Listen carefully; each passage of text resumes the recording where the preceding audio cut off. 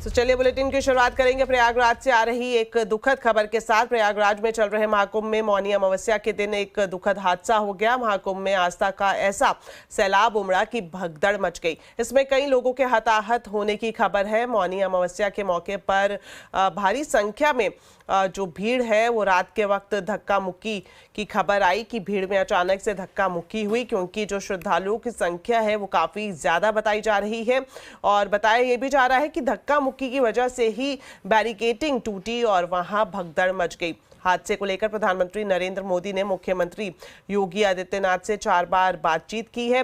PM Modi ने इस हादसे में जान गंवाने वाले लोगों के परिवार के प्रति अपनी संवेदना जताई है।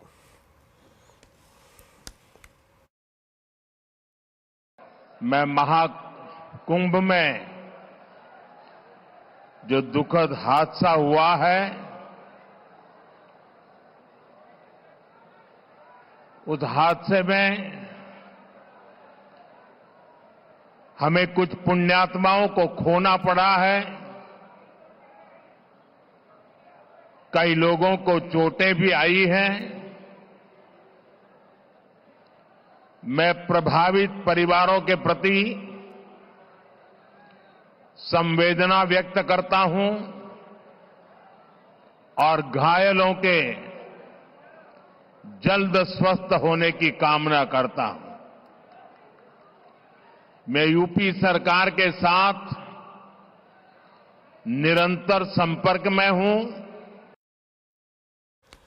तो महाकुंभ में भगदड़ की खबर के बाद लगातार श्रद्धालुओं से सावधानी बरतने की अपील की जा रही है। हर पल सरकार और प्रशासन हालात की मॉनिटरिंग कर रहे हैं। मुख्यमंत्री योगी आदित्यनाथ ने श्रद्धालुओं से अपील की है कि वो अफवाहों पर ध्यान ना दें। श्रद्धालु जिस घाट के पास हैं वहीं स्नान करें और प्रशासन के निर्देशों का पालन जरूर करें। मेरी अपील है पूरे प्रदेशवासियों से, पूरे देशवासियों से और सभी श्रद्धालुओं से भी, सभी पूज्य संतों से भी कि अफवाह पर कोई ध्यान न दें, संयम से काम लें। कोई भी व्यक्ति नकारात्मक अफवाह फैलाने का प्रयास करेगा, उस प्रकार से नुकसान हो सकता है। और जहां पर हैं आप, लगभग 15 से 20 किलोमीटर के दायरे में अस्थायी घाट बनाए गए हैं, उसमें कहीं भी वे स्नान कर सकते हैं। आवश्यक नहीं कि संगम नोच की तरफ ही आए। गृहमंत्री अमित शाह ने महाकुंभ में हादसे पर दुख जताया है। उन्होंने एक्स पर पोस्ट किया कि महाकुंभ में हुए दुखद हादसे से अत्यंत व्यथित हूं। इस दुर्घटना में जिन लोगों ने अपनों को खोया उनके प्रति अपनी संवेदनाएं व्यक्त करता हूं। ईश्वर उन्हें यह दुख सहने की शक्ति दे। प्रशासन घायलों को अस्पतालों में उपचार दे रहा है। उत्तर प्रदेश के मुख्यमंत्री और स्थानीय प्रशासन के साथ लगातार संपर्क में हूं। वहीं मौनी अमावस्या के पावन अवसर पर अखाड़ों का अमृत स्नान शुरू हो गया है। प्रयागराज में संगम तट पर सामान्य श्रद्धालुओं का स्नान भी सुचारू रूप से चल रहा है। पुलिस प्रशासन का कहना है कि सुरक्षा व्यवस्था चाक चौबंद है।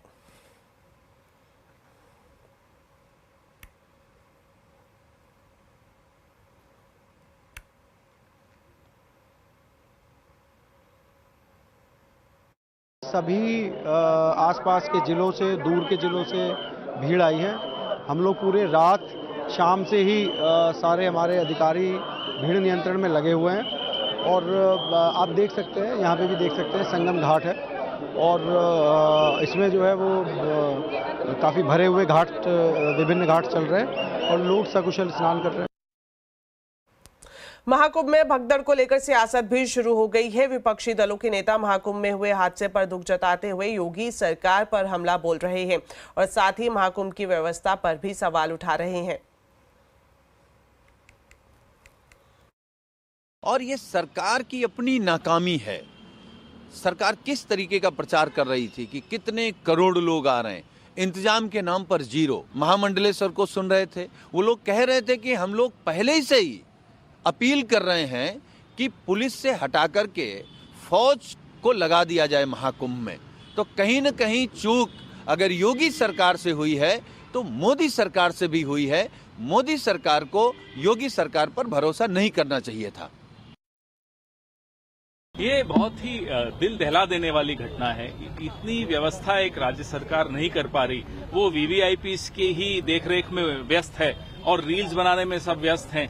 जो असली श्रद्धालु हैं, जो दूर से हजारों किलोमीटर की यात्रा करके वहां पहुंचते हैं, मौसम की मार झेलते वहां पहुंचते हैं, उनकी कोई व्यवस्था नहीं है, उनकी सुरक्षा की, उनकी हिफाजत की कोई व्यवस्था नहीं है। पूरे दिन इसका राजनीतिकरण करने में कोई देर नहीं लगा रहे, लेकिन अपना राजधर्म का निर्वहन करने में देखिए उन्होंने कितनी कोताही बरती। आप थे ही नहीं उत्तर प्रदेश में। आप तो उत्तर प्रदेश छोड़ के, योगी जी तो यहाँ दिल्ली के मोहल्लों के अंदर जो है अरविंद केजरीवाल को गालियां दे रहे हैं और उनको प्रशासन करने की कला सिखा रहे हैं। मुझे लगता है कि इतने बड़े समारोह के समय उस राज्य के मुख्यमंत्री को 24 घंटे उसी जगह प्रयागराज में प्रशासन के ऊपर निगरानी रखने के लिए होना चाहिए था। ये एक बड़ी विफलता है।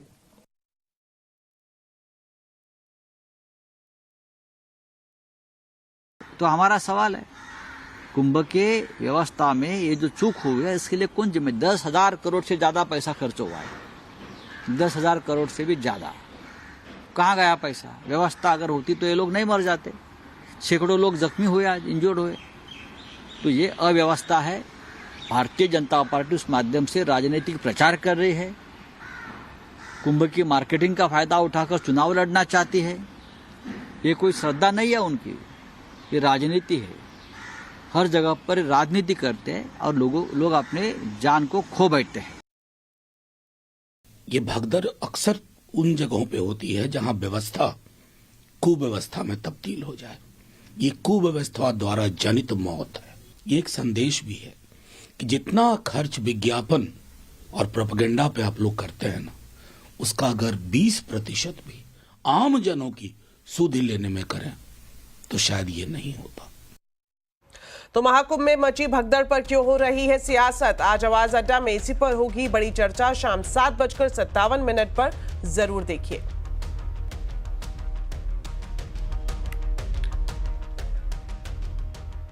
चलिए अब आपको बता दें, सरकार की सख्ती के बाद प्रयागराज के हवाई किराए काफी कंट्रोल में आ गए हैं। हमें मिली जानकारी के मुताबिक हवाई किराए 50% तक कम हो गए हैं। इस खबर पर पूरी डिटेल्स अब रोहन से लेते हैं। तो रोहन, बताएं कितने कम हुए हैं ये किराए, और जिस तरह से हमने कुछ दिन पहले अपने दर्शकों को ये बताया था कि हवाई किराए आसमान छू रहे हैं और सरकार की तरफ से बाकायदा एक बैठक बुलाई गई थी, क्या ये उसी बैठक का नतीजा कहा जा सकता है? कल सिविल एविएशन मिनिस्ट्री की तरफ से एक कड़ी चेतावनी जारी की गई थी तमाम एयरलाइंस को। उनसे कहा गया था कि प्रयागराज के किरायों में 1/3 तक कटौती करें, वो भी 24 घंटे के अंदर, या फिर पेनल्टी और एक्शन के लिए तैयार रहें। और इसका असर देखने को साफ मिल रहा है। आज सुबह से किराए काफी हद तक कम हो चुके हैं। अलग अलग सेक्टर्स में 30 से 50% तक हमें कम किराए दिखे जब हमने एनालाइज किया पहले के मुकाबले। अगर दिल्ली की बात करें, पहले दिल्ली टू प्रयागराज अगर 2 तारीख की बात करें तो 1 वे का जो किराया था वो लगभग 22,000 का था, वो कम होकर 12,000 के लगभग आ चुका है 2 तारीख के लिए। वही अगर मुंबई से कंपेयर करें, पहले 25,000 किराए पहुंच चुके थे, वो उसमें भी कटौती हुई है, 17,000 तक आ चुका है। अगर हम हैदराबाद की बात करें तो 24,000 से घटकर वो भी 17,000 तक आ चुका है। और चेन्नई सेक्टर की भी अगर बात करें तो वहां भी लगभग 30,000 तक किराया पहुंच चुका था, वो घटकर लगभग 17-18,000 के लगभग आ चुका है। और आने वाले दिनों में ये किराए ना बढ़े, इसलिए तमाम एयरलाइन से कहा गया है कि वो डेली रिपोर्ट सबमिट करें और जो फेयर ब्रैकेट सिस्टम है उसका मिसयूज ना करें, उसका पालन करें। और आने वाले कुछ दिनों में कुछ अतिरिक्त फ्लाइट्स, चार्टर फ्लाइट्स भी चलाई जाएं, जो एयरपोर्ट की जो कैपेसिटी है वो भी बढ़ाई जाएगी ताकि जो किराए हैं वो नियंत्रण में रहे। जी शुक्रिया रोहन इस पूरी जानकारी के लिए। तो चलिए अब आपको दिखाते हैं सीएनबीसी आवाज की बिग बजट एक्सक्लूसिव खबर।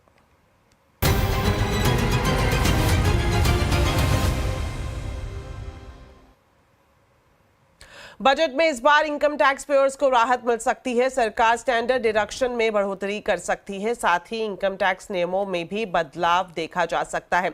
इस खबर पर पूरी डिटेल्स अब लेते हैं हमारे वरिष्ठ सहयोगी लक्ष्मण रॉय से। तो लक्ष्मण जी, इनकम टैक्स पेयर्स के लिए क्या बड़े ऐलान इस बजट में किए जा सकते हैं? देखिए, बजट में इस बार इनकम टैक्स में बड़े पैमाने पर फेरबदल आपको देखने को मिल सकता है और इसमें आम लोगों को या फिर टैक्स पेयर्स को राहत देने का एक बड़ा जरिया होता है स्टैंडर्ड डिडक्शन। तो जो मुझे सूत्रों से जानकारी मिली है, स्टैंडर्ड डिडक्शन जो 75,000 रुपये है उसको बढ़ाया जा सकता है, इसकी उम्मीद की जा रही है। लेकिन इससे बड़ी बात यह है कि इनकम टैक्स के नियमों में कुछ इस तरह के बदलाव किए जा सकते हैं जो स्टैंडर्ड डिडक्शन बढ़ाने के लिए बार बार इनकम टैक्स में बदलाव ना करना पड़े या फिर स्टैंडर्ड डिडक्शन बढ़ाने के लिए बजट तक का इंतजार ना करना पड़े। तो इस तरह के कानूनी प्रावधान यहाँ पे किए जा सकते हैं। और इतना ही नहीं, इनकम टैक्स के नियमों में और भी कई सारे बदलाव करते हुए उस नियम को आसान बनाया जाएगा, आम लोगों के समझ में आए इसकी व्यवस्था की जाएगी, पुरातन विरासत वाली चीजों को हटाया जाएगा। मिसाल के तौर पर हम लोग असेसमेंट ईयर कहते हैं, असेसमेंट ईयर को हटा करके वहाँ पे टैक्स ईयर जैसे शब्द का इस्तेमाल किया जा सकता है। हम लोग जो बाकी कई सारी चीजें हैं जहाँ पे टैक्स के भाषा लिखी जाती है वहाँ पे इलस्ट्रेशन के जरिए, टेबल के जरिए उसको समझाया जाएगा। एक्सप्लेनेटरी नोट की जगह एक गाइडिंग नोट यहाँ पर होगा ताकि आम लोग आसानी से इनकम टैक्स के नियमों को समझ जाए। तो इससे जुड़ा हुआ बिल भी इस बजट सत्र में आ सकता है और वित्त मंत्री इसका ऐलान बजट भाषण में कर सकती है। जी लक्ष्मण जी, आप हमारे साथ बने रहे। कैबिनेट में जो बड़ा फैसला लिया गया है उस पर विस्तार से जानकारी के लिए आपके पास वापस लौटेंगे। इस बीच आपको दिखा देते हैं सीएनबीसी आवाज की खास मुहिम बजट यात्रा, जिसमें हम बता रहे हैं अलग अलग क्षेत्रों की, वर्गों की बजट से उम्मीदें। और आज हम आपको लेकर चलते हैं centre for environmental planning and technology यानी सेप्ट यूनिवर्सिटी में, जो कि अपने urban planning, architecture, construction technology के लिए जाना जाता है। यहाँ पर हमारे संवाददाता केतन जोशी ने यूनिवर्सिटी के स्टूडेंट से बातचीत की है और जाना है कि वो वित्त मंत्री से क्या उम्मीद कर रहे हैं। आइए आपको दिखाते हैं।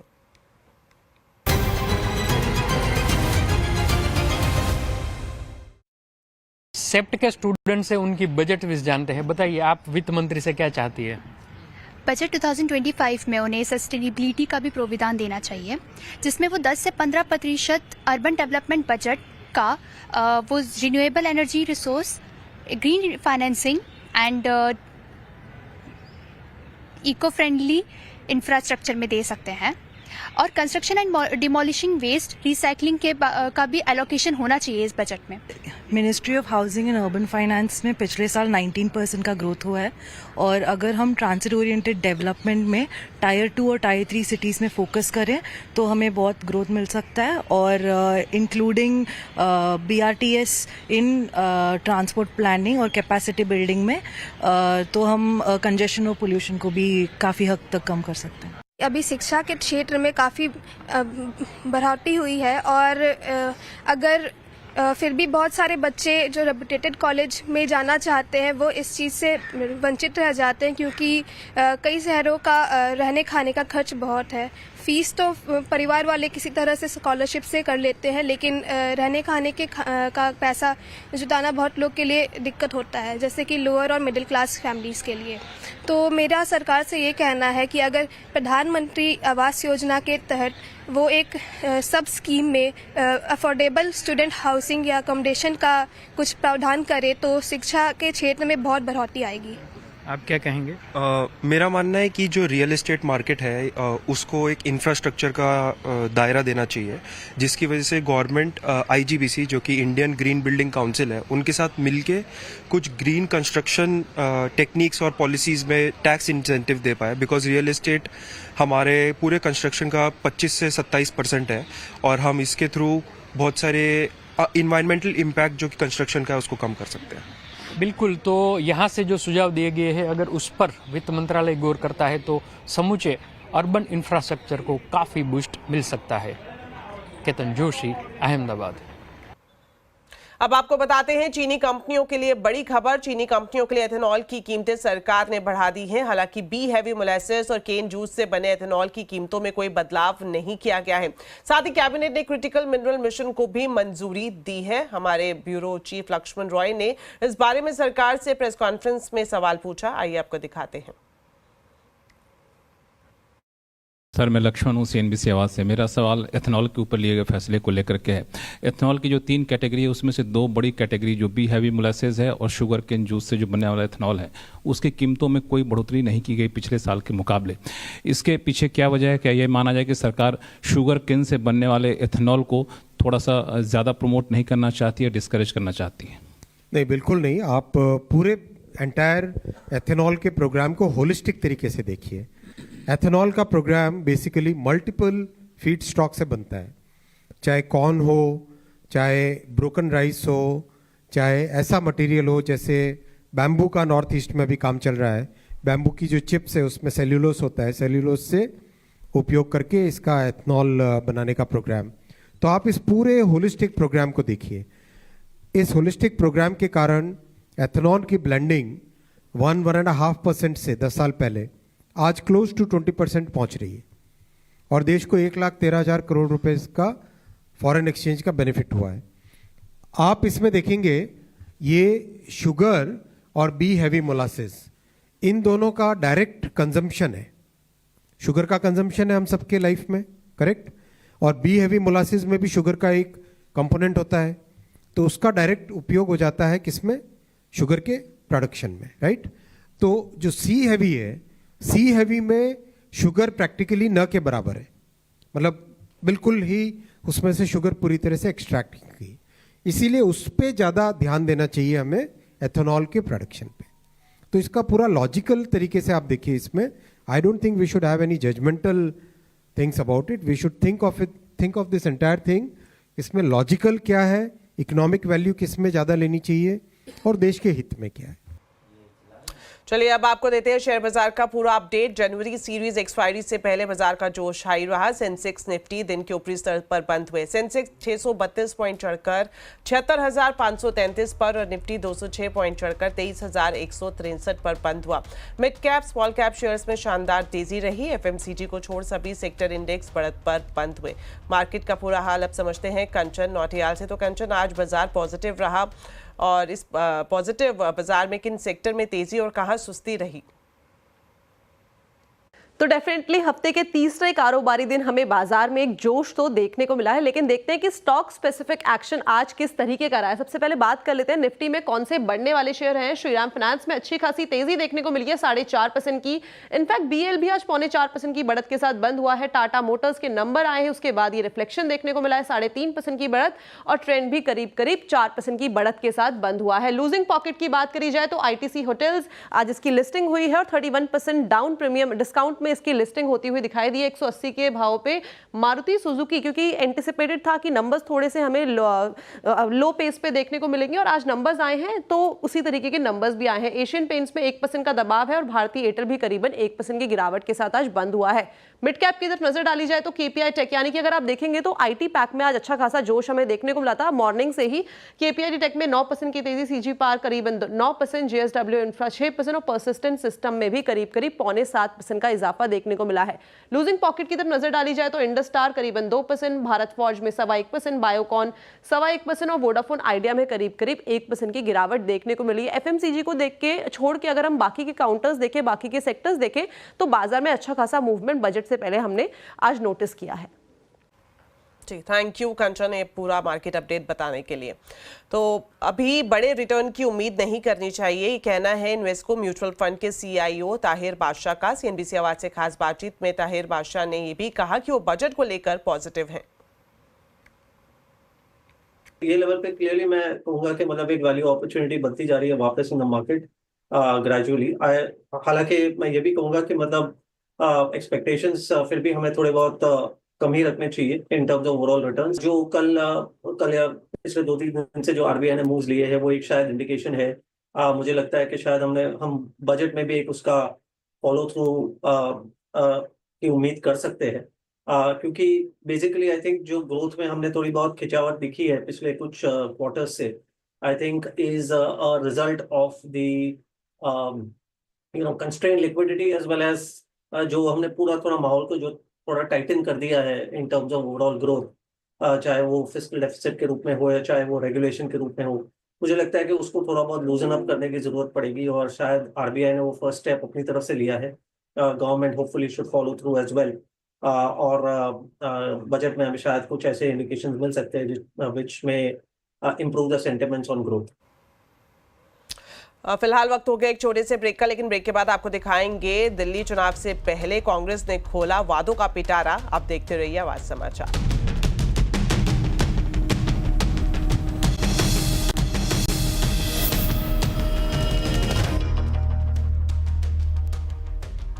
ब्रेक के बाद आपका स्वागत है। दिल्ली विधानसभा चुनाव के लिए कांग्रेस ने अपना घोषणा पत्र जारी कर दिया है। इसमें कांग्रेस ने 5 गारंटियों पर खास फोकस किया है। इसमें गरीब परिवार की महिला को हर महीने 2500 रुपए, हर परिवार को 25 लाख तक मुफ्त इलाज, 500 रुपए में गैस सिलेंडर और मुफ्त राशन किट का वादा किया गया है। साथ ही पात्र परिवारों को चावल, दाल, चीनी, चाय पत्ती के साथ हर महीने राशन किट देने का भी वादा घोषणा पत्र में किया गया है। इसके अलावा परमानेंट नौकरी और महिलाओं को आरक्षण के साथ साथ दिल्ली में जातीय जनगणना का भी वादा कांग्रेस ने अपने मैनिफेस्टो में किया है। इस मौके पर कांग्रेस नेता जयराम रमेश ने घोषणा पत्र जारी करते हुए कहा कि गारंटी शब्द का इस्तेमाल इसलिए किया गया है क्योंकि कांग्रेस जो कहती है वो करती है।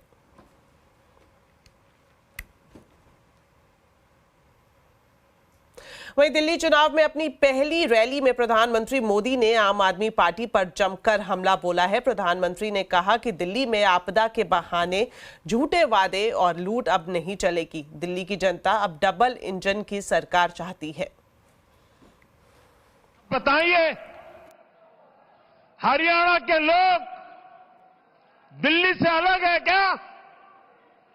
क्या हरियाणा वालों के परिवार, बाल बच्चे, नाते रिश्तेदार दिल्ली में नहीं रहते क्या? क्या हरियाणा के लोग अपने ही बच्चों के पानी में जहर मिला सकते हैं क्या? हरियाणा का भेजा यही पानी दिल्ली में रहने वाला हर कोई पीता है। पिछले 11 साल से ये प्रधानमंत्री भी वही पानी पीता है। तो चुनाव आयोग ने यमुना के पानी में जहर मिलाने के आरोप पर अरविंद केजरीवाल से जवाब मांगा है। बीजेपी और कांग्रेस की शिकायत पर एक्शन लेते हुए आयोग ने केजरीवाल से कहा कि वो अपने बयान के समर्थन में सबूत पेश करे। आचार संहिता के तहत आयोग ने केजरीवाल के इस बयान को गंभीर बताया है और कहा है कि दिल्ली जल बोर्ड की रिपोर्ट में यमुना में जहर मिलाने की कोई चर्चा नहीं है। इधर दिल्ली की मुख्यमंत्री आतिशी ने चुनाव आयोग से कल दोबारा गुहार लगाई है कि हरियाणा सरकार जानबूझकर यमुना के पानी में अमोनिया मिला रही है। इसकी जांच के लिए दिल्ली, हरियाणा और चुनाव आयोग के अधिकारियों से कराया जाना जरूरी है। चुनाव आयोग ने हरियाणा सरकार से भी इस पर रिपोर्ट मांगी है। अब आपको बताते हैं आज के कंज्यूमर अड्डा के टॉपिक के बारे में। अगले 15 दिनों में 10वीं और 12वीं के बोर्ड परीक्षाएं होंगी। ऐसे में कैसे आप बेहतर तरीके से तैयारी कर सकते हैं और तनाव को कैसे कंट्रोल में कर सकते हैं, इस पर चर्चा की जाएगी। तो आप जरूर देखिए आज का कंज्यूमर अड्डा शाम 5:57 पर।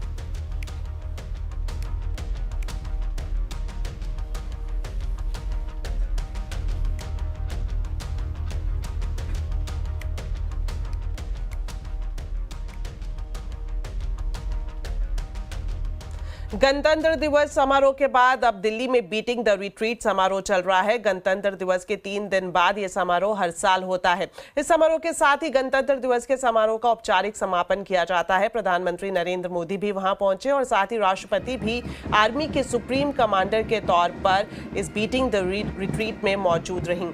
आजाद भारत में पहली बार यह समारोह 1950 में हुआ जब एलिजाबेथ और प्रिंस फिलिप भारत आए थे।